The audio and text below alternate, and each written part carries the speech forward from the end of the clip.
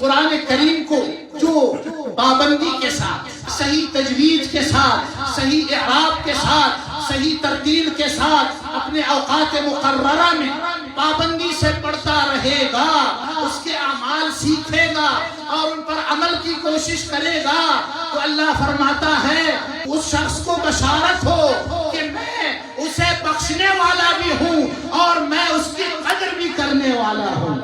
یہ دنیا کی تجارت ہے، مگر جو تجارت خدا کے ساتھ کی جائے، وہ جتنی بھی ٹوٹی پھوٹی ہو، وہ جتنی بھی عاجزانہ ہو، وہ جتنی بھی کمزور ہو، وہ جتنی بھی تھوڑے سرمایہ سے شروع کی جائے، تجارت لن تبور، وہ ایسی تجارت ہوتی ہے جس میں ہرگز کوئی خدشہ، کوئی امکان خسارے کا نہیں ہے، کیونکہ وہ کوئی بخیل آقا نہیں، کیونکہ وہ معمولی بات پر خفا ہونے والا آقا نہیں ہے، کیونکہ وہ معمولی باتوں پر تم کو پکڑنے والا بھی۔ تم یاد رکھو، تم قرآن کی تلاوت کرو، تم نماز پڑھو، تم خدا کے دیے ہوئے رزق سے لوگوں کو کھلاؤ، کسی کو چھپ کر کھلاؤ، کسی کو سامنے دے کر کھلاؤ، تاکہ لوگوں کو بھی اکساؤ۔ اگر تم ایسا کرتے رہے، خدا کو یاد کرتے رہے، اس کی کتاب پڑھ کر اس سے ہم کلام ہوتے رہے، اس کی نماز پڑھتے رہے، اس کے آگے سجدوں میں گڑگڑاتے رہے، اس کے عطا کرتا رزق سے لوگوں کو کھلاتے رہے، یاد رکھو کہ یہ ایسی تجارت ہے، اور اس تجارت سے نا امید نہ ہونا۔ یہ تجارت تمہیں فائدہ ہی دے گی، کبھی نقصان نہیں۔ مسلمان اگر یہ 5 چیزیں اپنے پلے باندھ لے تو مسلمان آج بھی اپنے اس عروج تک پہنچ سکتا ہے جو اس کو عمر فاروق کے وقت میں حاصل تھا، جو عروج اس کو خالد بن ولید کے وقت میں حاصل تھا، جو عروج اس کو امیر معاویہ کے وقت میں حاصل تھا، جو عروج اس کو عباسی خلفاء کے دور میں حاصل تھا، جو عروج اس کی سلطنت عثمانیہ کا تھا۔ اگر مسلمان آج بھی اپنے اسی عروج کو چاہتا ہے تو پہلی بات یہ ہے کہ وہ فلاں جماعت سے تعلق رکھتا ہے، وہ فلاں تنظیم سے تعلق رکھتا ہے، وہ فلاں مسلک سے تعلق رکھتا ہے۔ ان چیزوں کو چھوڑ کر اب اس کو دیکھنا ہوگا کہ وہ خدا اور رسول کو، نماز کو، قرآن کو، اذان کو ماننے والا ہے یا نہیں۔ آج کل اس پر آنکھیں بند کرنی ہوں گی، پھر انشاءاللہ یہود اور ہنود کا مقابلہ کرنا ہوگا۔ یقیناً قابل اصلاح غلطیاں موجود ہیں، یقیناً عقیدے میں بھی قابل اصلاح غلطیاں موجود ہیں، اعمال میں بھی موجود ہیں، لیکن اس وقت ضرورت اس چیز کی ہے کہ بعض وجوہات کی بنا پر اتحاد کیا جائے اور پھر اس اتحاد سے امت کے اعلاء کلمت اللہ کا کام لیا جائے، اور پھر یہ کہ جہاد فی سبیل اللہ کا جذبہ اپنے دل میں بیدار کرنا۔ أما بعد فقد قال الله تبارك وتعالى في القرآن المجيد والفرقان الحميد: إن الذين يتلون كتاب الله وأقاموا الصلاة وأنفقوا مما رزقناهم سرا وعلانية يرجون تجارة لن تبور ليوفيهم أجورهم ويزيدهم من فضله إنه غفور شكور۔ صدق الله مولانا العظيم۔ إن الله وملائكته يصلون على النبي يا أيها الذين آمنوا صلوا عليه وسلموا تسليما۔ درود شریف محبت و خلوص کے ساتھ اللهم صل وسلم وبارك على سيدنا محمد وعلى آله وصحبه صلاة عبد قلت حيلته ورسول الله وسيلته۔ سامعین عظام، اللہ سبحانہ وتعالی سورہ فاطر کی 29ویں اور 30ویں آیت کریمہ میں ارشاد فرماتا ہے کہ بلا شبہ وہ لوگ جو اللہ تعالی کی کتاب کی تلاوت کرتے ہیں اور نماز قائم کرتے ہیں اور اللہ کے دیے ہوئے رزق سے پوشیدہ اور اعلانیہ طور پر خرچ کرتے ہیں، اور انہیں امید ہوتی ہے ایسی تجارت کی جس میں کوئی خسارہ کبھی نہیں ہوتا۔ تاکہ اللہ سبحانہ و تعالی انہیں بھرپور اجر عطا فرمائے، بلکہ اپنے فضل سے ان کے لیے اضافہ فرما، کیونکہ اس میں کوئی شک نہیں کہ اللہ سبحانہ و تعالی بخشنے والا اور قدر فرمانے والا ہے۔ میں اپنی گفتگو نہایت مختصر اور اردو میں کروں گا۔ دیکھیے، مطرف ابن عبداللہ ابن شخیر بصرہ کے تابعین میں سے تھے، ان سے حضرت قتادہ نقل کرتے ہیں کہ هذه آیت القراء، یہ آیت کریمہ قاریوں کی آیت کریمہ ہے، یہ قاری صاحبان کی آیت کریمہ ہے۔ اس میں نماز اور زکوٰۃ سے پہلے، دین کے دیگر اہم اعمال سے پہلے، اللہ سبحانہ و تعالی نے قرآن کریم اپنی کتاب حکیم کی تلاوت کا ذکر فرمایا۔ ان آیت کریمہ کے آخری جملے سے میں بات شروع کرتا ہوں۔ اللہ فرماتا ہے انہ غفور شکور، کہ اللہ تعالی بخشنے والا اور قدر فرمانے والا ہے۔ شکور کا مطلب کیا ہے؟ قدر فرمانے والا۔ شکور کا مطلب کیا ہے؟ قدر فرمانے والا۔ دیکھیے، ان آیات کریمہ میں جن اعمال کا ذکر کیا گیا ہے اور ان اعمال کی سر فہرست تلاوت قرآن کریم کو ذکر کیا گیا ہے، پھر نماز ہے اور پھر اس کے بعد زکوٰۃ ہے یا خیرات ہے یا صدقات ہیں، اور یہ سب اس نیت سے ہیں کہ یہ ایسی تجارت ہو جس میں کوئی خسارہ نہ ہو، تو اللہ تعالیٰ انہیں پورا بھرپور اجر بھی عطا فرمائے گا، بلکہ اپنے فضل سے اضافہ بھی کر دے گا۔ اب اللہ فرماتا ہے کیونکہ انہ غفور شکور، کیونکہ ایک تو وہ بخشش فرمانے والا ہے اور دوسرا یہ کہ وہ قدر فرمانے والا ہے۔ قرآن کریم کو جو پابندی کے ساتھ، صحیح تجوید کے ساتھ، صحیح اعراب کے ساتھ، صحیح ترتیل کے ساتھ اپنے اوقات مقررہ میں پابندی سے پڑھتا رہے گا، اس کے اعمال سیکھے گا اور ان پر عمل کی کوشش کرے گا، تو اللہ فرماتا ہے کہ وہ شخص، اس شخص کو بشارت ہو کہ میں اسے بخشنے والا بھی ہوں اور میں اس کی قدر بھی کرنے والا ہوں۔ اگر اللہ جیسا بخشنے والا کسی کو بخش دے، اگر اس ذات جیسی ذات کسی کو بخشنے والی ہو، پھر اس کا کوئی گناہ رہ جائے گا؟ پھر اس کی کوئی چھوٹی بڑی غلطی رہ جائے گی؟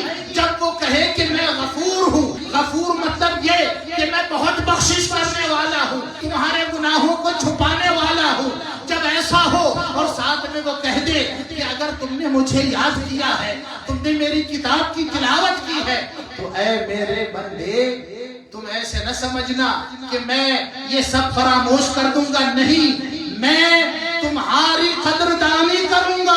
آیات قرآنی کا قدردان ہوں میں، ان کی تلاوت کا قدردان ہوں میں، تم نے جو تلاوت کی ہے میں اس کی قدر کروں گا اور انشاءاللہ تمہیں پورا اجر عطا فرماؤں گا۔ اس سے بڑی بشارت ہو سکتی اور اس سے بڑے اجر کا تصور ہو سکتا ہے؟ نہیں۔ دیکھیے، اس آیت کریمہ میں اللہ سبحانہ و تعالی نے ان اعمال کو، جن میں نماز بھی ہے، جن میں زکوٰۃ بھی ہے اور جن کے سر فہرست قرآن کریم کی تلاوت ہے، اللہ سبحانہ و تعالی نے ان اعمال کو تجارت سے تشبیہ دی ہے۔ ان اعمال کو تجارت سے تشبیہ کی ہے۔ اچھا، پہلی تو بات یہ ہے کہ تجارت سے تشبیہ کیوں دی؟ دیکھیے، تجارت میں بھی ایک آدمی اپنا سرمایہ لگاتا ہے، پھر اپنی محنت کرتا ہے، پھر اپنا وقت صرف کرتا ہے، اور پھر جو اپنی صلاحیت ہوتی ہے اسے لگا کر کوشش کرتا ہے کہ اس کا سرمایہ بھی اس کے واپس ہاتھ آ جائے اور اس کو نفع بھی حاصل ہو، اس کے وقت کا اور اس کی صلاحیت کا بھی اس کو اجر ملے، ہے یا نہیں ایسے؟ اور یہ کہ اپنی تجارت میں اسے منافع بھی ہو۔ اب یہ تجارت ہوئی۔ آپ دیکھیے کہ جو آدمی خدا کی اطاعت کرتا ہے، جو آدمی خدا کی بارگاہ میں حاضری دیتا ہے، جو خدا کی فرما برداری کرتا ہے، وہ بھی اپنا وقت لگاتا ہے، وہ بھی اپنے ایمانی اعمال کو اللہ کی بارگاہ میں پیش کرتا ہے، وہ بھی کوشش کرتا ہے، وہ بھی چاہتا ہے کہ اپنے اس سرمایے کو اللہ کی بارگاہ میں پیش کرے اور اللہ کا قرب حاصل کرنے کے لیے تجارت کرے، کسی طرح اللہ کا قرب اسے حاصل ہو، وہ اعمال کرتا ہے، وہ اپنی صلاحیتیں صرف کرتا ہے، وہ اپنی ساری توجہ خدا کی فرما برداری میں لگا دیتا ہے، وہ تجارت خدا کے ساتھ کرتا ہے۔ ایک تجارت دنیا کی ہے اور ایک تجارت خدا کی ہے، مگر دیکھیے دونوں تجارتوں میں بہت فرق ہے، دونوں تجارتوں میں بہت فرق ہے۔ دنیا کی تجارت میں خسارے کا خدشہ ہے یا نہیں؟ دنیا کی تجارت میں، دنیا کے لین دین میں خسارے کا خدشہ ہے، بلکہ دیوالیہ ہونے کا بھی امکان ہے کہ صاحب وہ جو سرمایہ لگایا تھا وہ بھی ہاتھ سے جائے گا، وقت بھی ضائع ہوا، صلاحیتیں بھی گوا دی گئیں، اور آخر میں کیا ہوا کہ کچھ بھی ہاتھ نہیں آیا۔ یہ دنیا کی تجارت ہے، مگر جو تجارت خدا کے ساتھ کی جائے وہ جتنی بھی ٹوٹی پوٹی ہو، وہ جتنی بھی عاجزانہ ہو، وہ جتنی بھی کمزور ہو، وہ جتنی بھی تھوڑے سرمایہ سے شروع کی جائے، تجارت لن تبور، وہ ایسی تجارت ہوتی ہے لن تبور جس میں ہرگز کوئی خدشہ، کوئی امکان خسارے کا نہیں ہے۔ لن تاکید کے لیے لن تبور، یہ ایسی تجارت ہے جو کبھی بھی نقصان نہیں دیتی، جس کا نتیجہ ہمیشہ کامیابی ہی کامیابی ہے اور منافع ہی منافع ہے، جبکہ وہ خود فرماتا ہے لِيُوَفِّيَهُمْ أُجُورَهُمْ، ایک تو تمہارے سارے اجریں تمہیں عطا ہو جائیں گی، تمہارا جو وقت لگا ہے اس کا اجر بھی تمہیں ملے گا، جو تمہاری صلاحیت صرف ہوئی ہے اس کا بھی تمہیں اجر ملے گا، تمہاری نیت کا بھی تمہیں اجر ملے گا، تمہارے خلوص کا بھی تمہیں اجر ملے گا، اور تمہارے اعمال کے حساب سے، تمہارے سرمایے کے حساب سے تمہیں اجر دیا جائے گا، بلکہ وَيَزِيدَهُم مِّن فَضْلِهِ، تم ایسی پاک ذات کی بارگاہ میں ہو، تم ایسے آقا کریم کی بارگاہ میں ہو جو بندے کو چھوٹی موٹی چیزوں پر پکڑنے والا نہیں بلکہ چشم پوشی فرمانے والا آقا ہے، ایسا آقا جو تم کو اجر، پورا اجر دینے کے بعد اپنی طرف سے تمہیں بہت بڑا فضل عطا فرمائے گا اور تمہارے منافع میں زیادہ سے زیادہ اضافہ کرے گا۔ کیوں؟ کیونکہ وہ کوئی بخیل آقا نہیں، کیونکہ وہ معمولی بات پر خفا ہونے والا آقا نہیں ہے، کیونکہ وہ معمولی باتوں پر تم کو پکڑنے والا نہیں۔ تم یاد رکھو، تم قرآن کی تلاوت کرو، تم نماز پڑھو، تم خدا کے دیے ہوئے رزق سے لوگوں کو کھلاؤ، کسی کو چھپ کر کھلاؤ، کسی کو سامنے دے کر کھلاؤ تاکہ لوگوں کو بھی اکساؤ۔ اگر تم ایسا کرتے رہے، خدا کو یاد کرتے رہے، اس کی کتاب پڑھ کر اس سے ہم کلام ہوتے رہے، اس کی نماز پڑھتے رہے، اس کے آگے سجدوں میں گڑگڑاتے رہے، اس کے عطا کرتا رزق سے لوگوں کو کھلاتے رہے، یاد رکھو کہ یہ ایسی تجارت ہے، اور اس تجارت سے نا امید نہ ہونا، یہ تجارت تمہیں فائدہ ہی دے گی، کبھی نقصان نہیں۔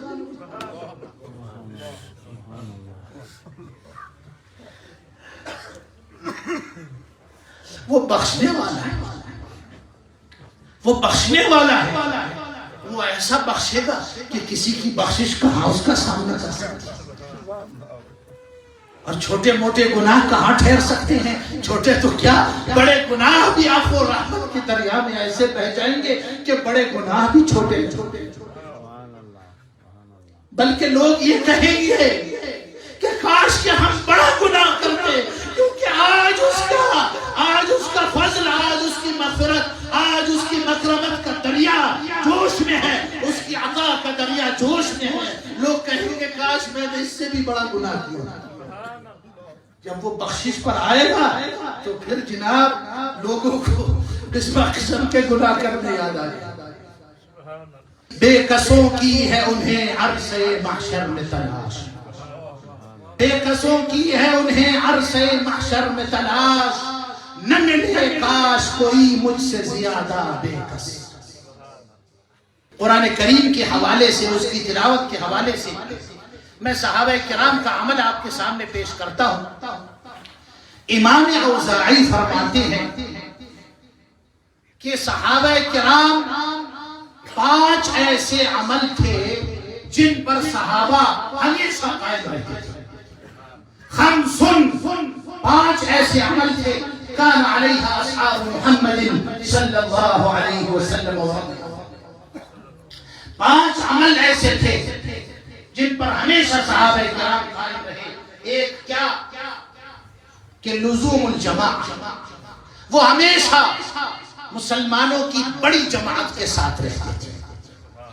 جو مسلمانوں کے اندر چھوٹی چھوٹی ٹولیاں نکلتی ہیں، کبھی کسی نام سے کبھی کسی نام سے، وہ چھوٹی موٹی ٹولیوں کے ساتھ نہیں تھے، وہ چھوٹے موٹے نام پر بننے والے گروہوں کے ساتھ نہیں تھے۔ وہ بعض مکاتب فکر، بعض اصولی مکاتب فکر کے نام پر بننے والی ٹولیوں کا نام اپنے اوپر نہیں رکھتے تھے۔ وہ مدارس کی بنیاد پر اپنے آپ کو تقسیم نہیں کرتے تھے، وہ مسالک کی بنیاد پر اپنے آپ کو تقسیم نہیں کرتے تھے، بلکہ وہ خود کو حضور کی جماعت قرار دیتے تھے، بلکہ وہ خود کو سنت پر عمل کرنے والی جماعت قرار دیتے تھے۔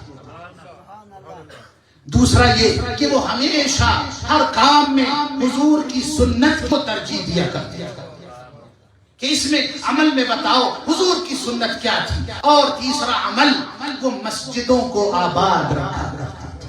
وہ کبھی نہیں کہتے کہ جی سستی ہے، آج تو یہ ہے، آج تو وہ ہے، چلیے چھوڑیے گھر میں نماز پڑھتے ہیں۔ نہیں، وہ ہمیشہ کوشش کرتے تھے کہ مسجدیں آباد رہیں۔ اور چوتھا عمل ان کا یہ تھا کہ وہ قرآن کی تلاوت کیا کرتے تھے۔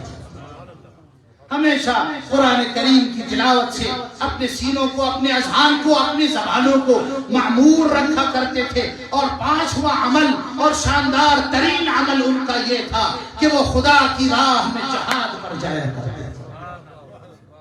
مسلمان اگر یہ 5 چیزیں اپنے پلے باندھ لے تو مسلمان آج بھی اپنے اس عروج تک پہنچ سکتا ہے جو اس کو عمر فاروق کے وقت میں حاصل تھا، جو عروج اس کو خالد بن ولید کے وقت میں حاصل تھا، جو عروج اس کو امیر معاویہ کے وقت میں حاصل تھا، جو عروج اس کو عباسی خلفاء کے دور میں حاصل تھا، جو عروج اس کی سلطنت عثمانیہ کا تھا۔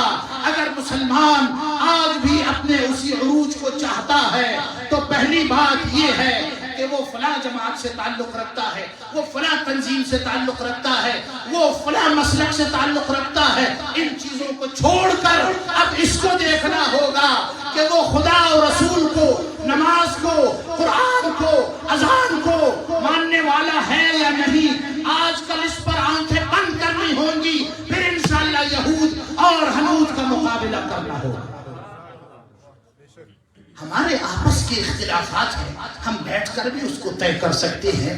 ہم آپس میں بیٹھ کر ایک دوسرے پر چھپ کر کمرے میں فتویٰ لگا کر ایک دوسرے کی اصلاح کر سکتے ہیں، مگر یہ کہ ہم اپنے کپڑے دوسروں کے سامنے اتاریں، دوسروں کے سامنے خود کو ننگا کریں، تو صاحب وہ تو اگر ننگا ہو گیا تو چلو ننگا ہوا، تم بھی تو اکیلے رہ گئے کمبخت، تمہارا بھی تو کوئی حامی و ناصر نہیں۔ اب وہ اس کو تم نے ننگا کیا تھا اور تم کو پھر وہ ننگا کرے گا جس کے ننگا کرنے پر تم کو بھی نہایت عار اور شرم ہوگی، یعنی کافر آ کر تمہارے کپڑے اتاریں گے۔ اللہ اس دن سے مسلمان اہل اسلام کو بچائے۔ ایک چیز تو یہ کہ جماعت کو مضبوطی سے پکڑ لو، جو بڑی ٹولی ہے اس پر پوری طرح قائم رہو۔ بتائیے کیا ہوا اگر نماز میں کسی نے رفع یدین کر لی؟ کیا ہوا اگر کسی نے آمین زور سے کہہ لی؟ کیا ہوا اگر اس نے ہاتھ چھوڑ کر نماز پڑھ لی؟ اسی طرح اس نے انگلی ذرا دیر تک نماز میں پھڑکا لی، آپ نے ایک دفعہ اشارہ کیا۔